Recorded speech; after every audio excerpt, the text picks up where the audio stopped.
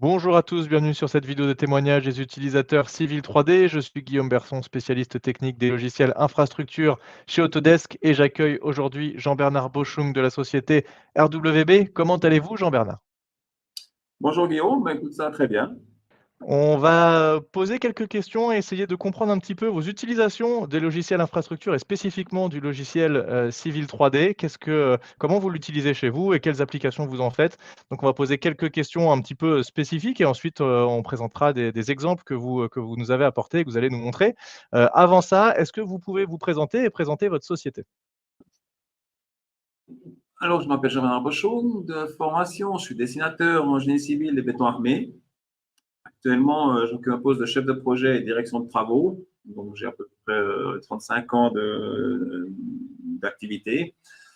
J'ai découvert AutoCAD en 1990, donc c'était le siècle passé, avec sa version 2.11. Et à ce jour, je suis sur la collection AEC depuis l'été passé. En parallèle à cette utilisation des logiciels Autodesk, j'ai également les logiciels Esri, donc tout ce qui est cité, avec plus de 15 ans d'expérience. Et puis, cette gestion de volume de données m'a conduit à me certifier sous FME, donc un ETL pour le traitement de données, ainsi que d'autres formations pour le BIM, donc le Building Smart, et dernièrement, une formation sur l'intelligence artificielle. Donc, je travaille dans une société qui est une société d'ingénierie, un bureau d'ingénieurs qui comporte 14 sociétés, donc principalement actives sur la Suisse romande. Ça représente environ 250 collaborateurs sur 18 sites que vous avez sur la carte. Donc, on est présent dans tous les cantons romans à l'exception de Genève. Et puis, on a encore 2 ou 3 sites sur le canton de Berne dans la partie bilingue. Ok, donc une belle expérience en tout cas, puisque un début sur les Autodesk il y a quelques temps quand même. Euh, Première question, qu'est-ce qui vous a amené à utiliser Civil 3D et quels ont été pour vous les arguments qui vous a dit, tiens, c'est sûrement le logiciel qu'il me faut pour les opérations que j'ai à faire dans ma société? Alors, on n'est pas venu dans la collection AEC pour Civil, on est venu principalement pour Revit. On était avant sur SolidWorks, puis l'avancée du BIM nous a fait passer sur Revit pour tout ce qui est modélisation. Et au moment où on a et bien sûr on a gardé AutoCAD, donc au moment où on utilise 2 ou 3 logiciels, on s'intéresse à leur collection AEC. Et puis quand on a la collection AEC, on regarde un peu ce qu'il y a dedans et on tombe sur Civil, Civil, AFAWorks, Twinmotion, Recap. Enfin voilà, après on les passe l'un après l'autre. Et c'est ça qui nous a en fait amené à nous intéresser à Civil. Dans la société, on utilise un autre logiciel de CAO. Ça a permis aussi de comparer. Et ce qui, je dirais, m'a conforté dans l'utilisation de Civil, c'est qu'on reste dans l'univers Autodesk, forcément. Donc, si on maîtrise bien AutoCAD, on n'est absolument pas perdu. Je dirais même qu'on s'y met assez vite. Et après, il faut juste apprendre, découvrir le workflow pour créer un projet. Mais ça a été assez facile de se mettre dedans. Très Qu'est-ce qu'il y a bien, encore merci. Oui, Non, allez-y, Dynamo je vous laisse aussi, continuer. hein, puisqu'on a Dynamo que j'avais découvert pour Revit. Donc forcément, on l'utilise aussi pour Civil. Ça, c'est aussi un point qui est assez intéressant. Ok, merci. Vous savez que le logiciel de Civil 3D est utilisé mondialement et donc on a ce qu'on appelle des country kits qui permettent d'apporter un contenu spécifique pour certains pays. Est-ce que vous utilisez, vous, donc vous êtes en Suisse, est-ce que vous utilisez un country kit spécifique pour l'utilisation de Civil 3D? Oui, ben déjà par curiosité, je voulais voir ce qu'il y a dans ces country kits. Donc j'ai d'abord tapé sur le country kit France suite à une de vos présentations sur le web. Puis quelques autres country kits. Et quand on cherche le country kit suisse, ben là on est un petit peu déçu. En fait, on a bien un country kit, mais qui est intégré dans, c'est le country kit d'art, donc avec l'Allemagne et l'Autriche. Donc, ça nous met civil en allemand, ça nous met tous les termes en allemand, ce qui est un peu, ce qui est pas facile, même si on le parle ici. Et on rêve d'un country kit suisse roman. Mais oui, oui, on utilise. Ok, très bien. Est-ce que vous en avez parlé un petit peu en introduction, mais est-ce que vous pouvez nous rappeler un peu les logiciels? Donc, vous disiez que vous étiez arrivé sur Civil 3D, notamment grâce à la collection AEC, puisque Civil est dans cette collection AEC. Est-ce que vous avez certains workflows? Quels sont les logiciels que vous utilisez le plus dans cette collection AEC? Alors, le plus, c'est Revit, parce que moi, je travaille dans l'eau potable et la mobilité. Dans l'eau potable, donc, tous nos ouvrages sont modélisés dans Revit. Ensuite, Civil. Dans les workflows, ben, on va commencer également par récap. On est équipé de drones, donc on traite beaucoup de nuages de points, que ce soit au drone ou laser scan, avec des iPhones, GoPro, enfin différents types de saisies d'acquisition. Donc on va travailler ces nuages dans récap et les passer en l'occurrence dans Civil, voire très vite. InfraWorks, j'ai fait quelques tests. Pour l'instant, on ne l'utilise pas encore à fond. On va dire qu'on le découvre. Et puis, par contre, on a aussi utilisé Twinmotion, notamment en lien avec Revit, pour mettre en forme les sorties, les images. Très bien, et on sait que dans cette collection AEC, il y a également accès à Autodesk Docs, donc Autodesk Docs qui est la partie, stockage documentaire, stockage, mais pas que, on peut faire beaucoup de choses avec ce Docs. Est-ce que vous utilisez, donc avec vos collections AEC, chaque collection AEC vient avec une licence Docs, est-ce que vous utilisez déjà, au moins Docs ou d'autres éléments, du cloud Autodesk, donc le cloud qu'on appelle Autodesk Construction Cloud, ACC? Alors, on utilise le Docs principalement pour l'échange de terrain entre Civil et Revit. Donc, on va modéliser le terrain dans Civil, on va le mettre sur le doc. Revit le lit très bien.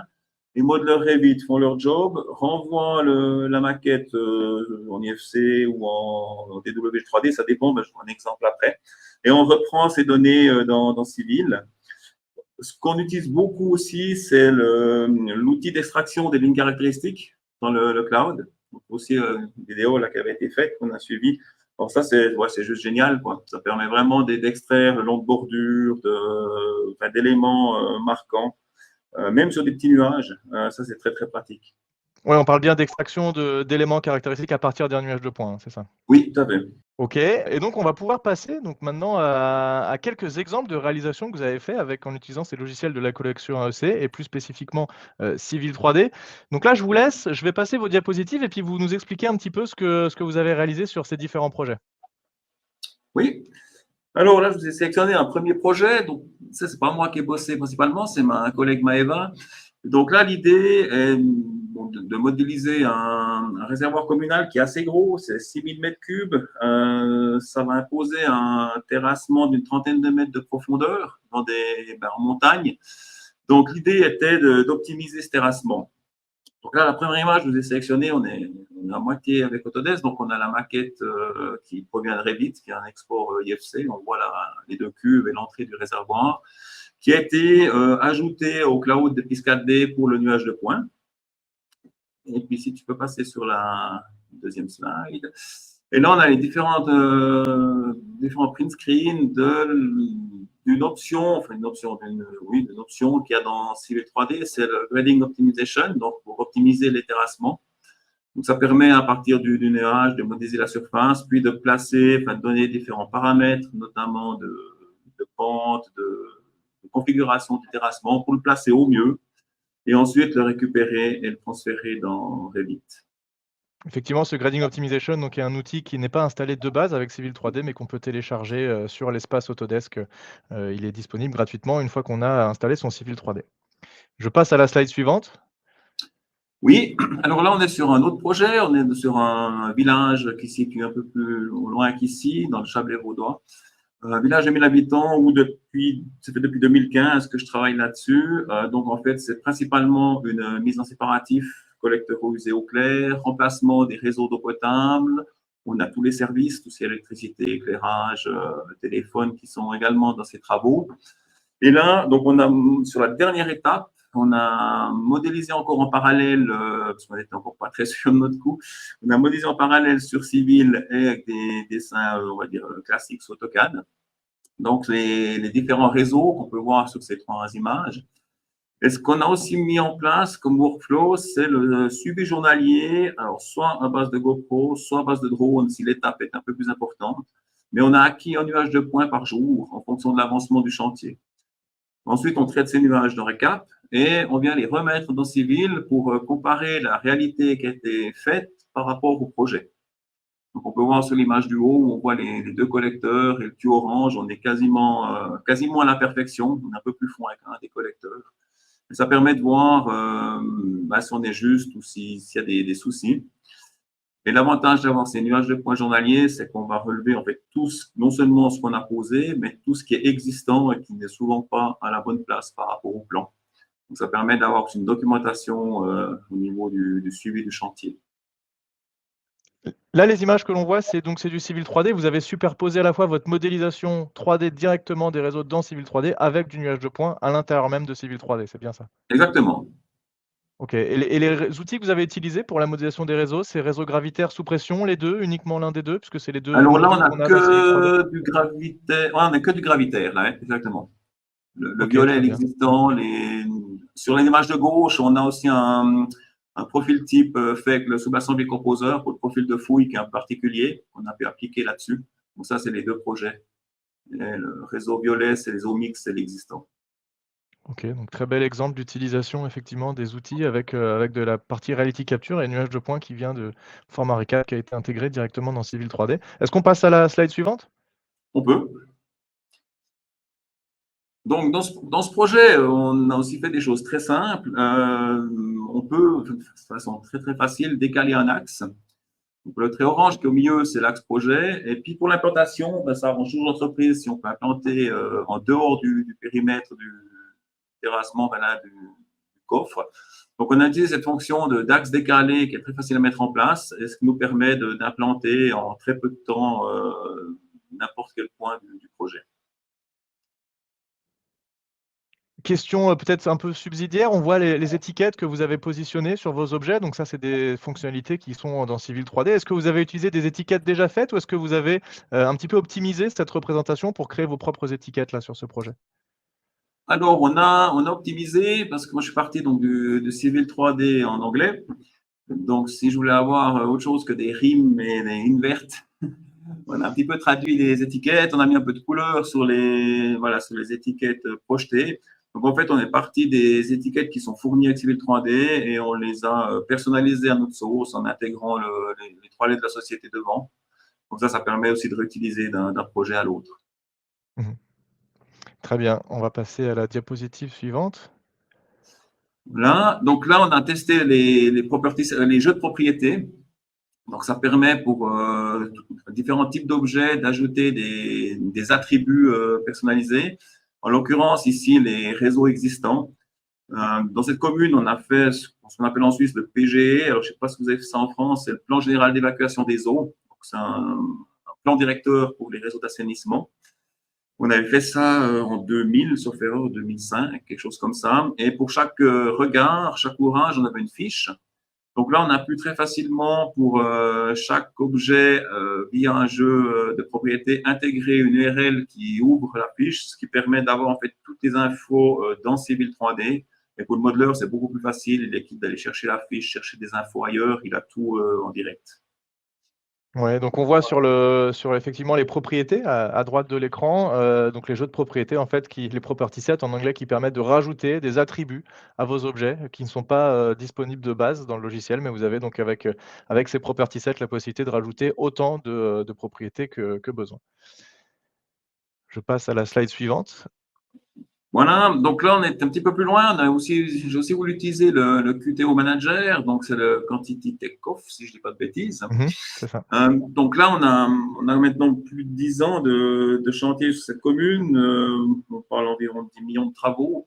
Donc l'aspect financier, bien sûr, est important. Et là, on a configuré en fait ce QTO avec le système de classification qu'on a en Suisse. Donc c'est le CAN, le catalogue des articles normalisés. Ça a été produit par le CRB, qui est une société suisse. Et alors, c'était pas facile, mais on y est arrivé. Donc, il y a un fichier CSV à faire qui définit les catégories, les différents articles, les numéros. Puis ensuite, on peut reprendre ça. Et puis, on a lié ça aussi de mémoire à un code set style, sauf erreur, sur les profils types, afin de récupérer les quantités et d'intégrer directement au bon article. Donc ça, OK. ouais, très, très pratique. C'est pas évident à mettre en place, mais quand ça fonctionne, ouais, vraiment intéressant.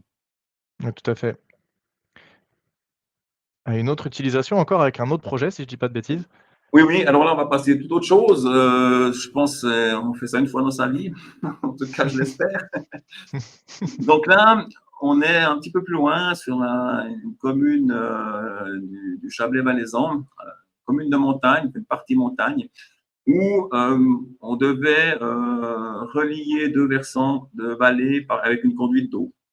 Des versants instables, énormément de glissement de terrain. Donc, on n'avait pas vraiment de solution. Et puis, il y a un programme en Suisse sur la mobilité douce qui fait qu'il y a pas mal de subventions. Et la commune, un jour, a dit pourquoi on ne ferait pas une passerelle donc, de type himalayenne. Donc, on a commencé à bosser avec un autre bureau. Ça en découle un projet d'une passerelle de 322 mètres à 100 mètres de hauteur. Donc, himalayenne suspendue, ça bouge dans tous les sens. Mais nous, on doit passer une conduite d'eau d'un diamètre 200 sous cette passerelle. Donc là, on a ce qu'on voit en haut, c'est donc Civil 3D. On a modélisé le terrain à part des données open source de la Confédération. Donc ici, on a un Sustopo, c'est l'équivalent du GN pour la France. On a récupéré le lidar à 50 cm et à 2 mètres. Le 50 cm où on a les deux routes de chaque côté, le 2 mètres pour le fond de la vallée, ça suffisait. On a généré ces terrains qu'on a placés dans Autodesk Docs pour récupérer dans Revit.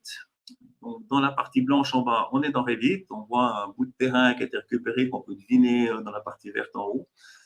Là, on a pu modéliser la passerelle. D'abord, ce qui était facile, les culées, c'est des cubes de béton, ça c'est assez facile, quelques micropieux. Puis, il a fallu modéliser la passerelle en elle-même, notamment le tablier qui est une jolie spline, donc 300 mètres de long, une delta H de 10 mètres. Et il a fallu poser les montants qu'on devine en bas. Et là, c'était mon premier script Dynamo, découverte de Dynamo. Alors, venant des FME, Dynamo paraît assez simple, même très simple. Et c'est juste incroyable ce qu'on peut faire avec, quoi. Donc, en 2 jours, en découverte et en résultat, j'ai pu poser mes supports le long de la spline et puis modéliser ça dans Revit. Vous pouvez peut-être passer sur la slide suivante. Voilà, donc là, on voit encore une vue à gauche où il y a la couleur verte. On est dans Civil. On voit les différentes représentations de terrain. Donc, la passerelle a été modélisée dans Revit. Elle a été ramenée en objet DWG 3D, donc un simple copier-coller. Elle tombe à la bonne place. Et puis là, on a pu cette fois-ci modéliser donc, le réseau sous pression, la conduite d'eau qu'on voit sur la droite de la culée. La conduite d'eau dans la passerelle a été modélisée en MEP dans Revit. C'était plus simple au niveau des pièces et des familles qu'on avait à disposition. Et est-ce qu'il reste une petite slide sur il me semble, oui, tout à fait. Et puis voilà, donc dans Civil, la personnalisation, c'est aussi un point très intéressant. On peut aller assez loin. Et là, on a pu, dans le cartouche de profil en long, faire donc une ligne spécifique pour le réseau d'eau en mettant les couvertures 2D, les longueurs 2D, longueurs 3D. Donc, ça aussi, c'est très apprécié au niveau personnalisation. Ouais, donc on parlait effectivement tout à l'heure des personnalisations sur les étiquettes, mais c'est également la même chose sur, toute la partie, profil en travers, profil en long, de pouvoir, vraiment personnaliser et afficher les informations, qui nous intéressent. Alors si je dis pas de bêtises, on arrive en fin, de présentation, donc beaucoup de différents exemples et des très belles utilisations, du logiciel Civil 3D, mais pas que, avec notamment des utilisations du logiciel, Revit également. Alors pour finir, merci beaucoup pour tous ces exemples, Jean-Bernard. On va, vous poser une petite question. Est-ce que, qu'est-ce que vous verriez comme amélioration, dans Civil 3D sur les années à venir et des choses qui seraient, utiles pour vous? Alors moi, en premier lieu, ce serait l'auto-formation, même s'il y a beaucoup de choses. Donc moi, je suis auto-formé sur Civil parce qu'on l'a introduit ici. Il n'y avait pas encore une volonté officielle de la société de s'y mettre. Maintenant, c'est le cas, donc ça va être plus facile. Mais là, je pense j'ai passé environ 300-400 heures entre l'été 2022 et toutes les vacances de Noël et encore janvier. Alors bon, il y avait une volonté, une curiosité aussi. Donc, il y a d'excellentes choses qui existent, que ce soit sur Autodesk, que ce soit via les vidéos que vous faites, Village Beam avec Vincent Fredon et autres, c'est une mine d'or. J'ai adoré les vidéos de Jeff Bartels. Maintenant, en plus, on peut les traduire en temps réel avec l'AI, donc c'est encore mieux. Mais peut-être là, au niveau formation, c'est clair que moi, je vais très loin. J'adore aller modifier les fichiers XML pour comprendre comment ça fonctionne, mais c'est peut-être pas toujours la meilleure solution. J'ai planté plusieurs fois Civil, j'ai dû réinstaller plusieurs fois. Logique, on va modifier certains fichiers, ça coince. Mais peut-être qu'au niveau de la doc, là, ça serait peut-être un petit plus. Sinon, Country Kids Suisse roman en français, ça serait parfait aussi pour tous les Suisses romans. Mais je pense qu'il y a le même problème qu'on était sinon en italien et les romanches. Et puis, je dirais, il y a toute la partie QTO Manager, description K-code. Je dirais, qui pour l'instant me pose encore le plus de soucis pour bien comprendre comment ça s'imbrique, comment ça fonctionne. Très bien et effectivement, utilisateur, donc assez avancé donc je pense qu'on n'est pas obligé d'aller jusqu'à 400 heures de formation pour commencer à utiliser le logiciel, mais c'est vrai que vous allez, souvent chercher le petit truc, aller ouvrir les fichiers, voir les comment c'est configuré. On n'est évidemment pas obligé d'aller jusque-là, mais c'est vrai que Civil 3D nous offre cette possibilité d'aller de l'utilisateur qui veut, récupérer les éléments comme ils sont configurés, préconfigurés de base dans le logiciel ou avec le Country Kit et d'aller jusqu'à la personnalisation, à outrance et aller, vraiment personnaliser au maximum le logiciel pour, avoir les rendus les plus impressionnants, les plus complexes possibles, et les plus personnalisés évidemment, donc c'est évidemment possible. Merci beaucoup Jean-Bernard pour ces minutes passées et accordées De à rien. Autodesk pour répondre à nos questions sur Civil 3D, et merci à tous d'avoir suivi cette vidéo de présentation. On vous dit à très bientôt pour d'autres témoignages clients. Merci beaucoup. Merci, à bientôt.